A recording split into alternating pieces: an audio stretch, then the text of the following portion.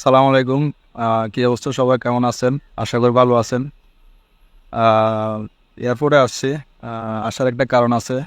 কারণটা হচ্ছে যে এই ভাইয়ের জন্য। এই ভাই হচ্ছে আহ, একজন মালয়েশিয়ান প্রবাসী, দীর্ঘদিন যাবত উনি কাজ করতেছে মালয়েশিয়া। তো আজকে 1 বছরের মতো ওনার কাজকর্ম কিছু নাই, উনি উনি অসুস্থ।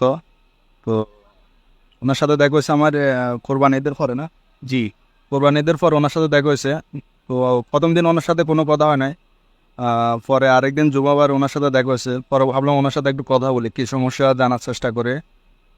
তো গেলাম, বিস্তারিত শুনলাম। উনি বললো 1 বছর আগে ওনার প্যারালাইজ হয়েছিল ডান পাশে, বাম পাশে না। তো এরপরে ওনার কাজকর্ম বলতে কিছু নাই, আজকে 1 বছর। তো আজকে 1-2 মাস যাবত উনি আমি যে জায়গায় কাজ করি এর পাশে একটা পার্ক আছে, ওইখানে উনি রাত্রে থাকে।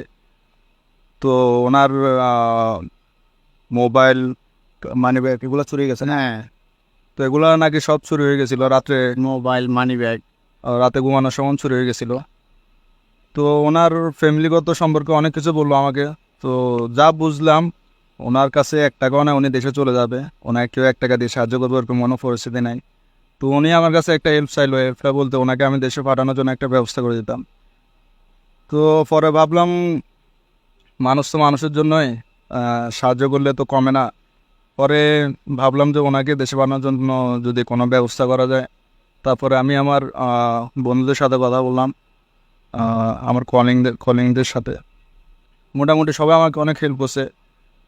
তো ফিঙ্গারপ্রিন্ট, তারপরে টিকিট, সব কিছু আমার ভাই ব্রাদাররা সবাই আমাকে হেল্প করছে যতটুকু করার। তো আজকে উনি চলে যাবে দেশে। তো ওনার জন্য দোয়া রইল, উনি যেন দেশে গিয়ে কিছু একটা করতে পারে। এখান থেকে দেশে গিয়ে মোটামুটি ভালো থাকতে পারবে আশা করি। তো এই হচ্ছে অবস্থা আর কি। তো ওনার জন্য সবাই দোয়া করবেন। আরেকটা বিষয় হচ্ছে কি, যারা দেশের বাইরে প্রবাসীরা যারা আছেন আমার ভাইয়েরা, আহ, কাজকর্ম নাই, তাদেরকে একটু দেখার চেষ্টা করবেন। কারণ হচ্ছে যে আমি অনেক মানুষের কাছে চাইছি, অনেক মানুষের কাছে ওনার বিষয়টা শেয়ার করছি, কেউ আমাকে হেল্প করে নাই।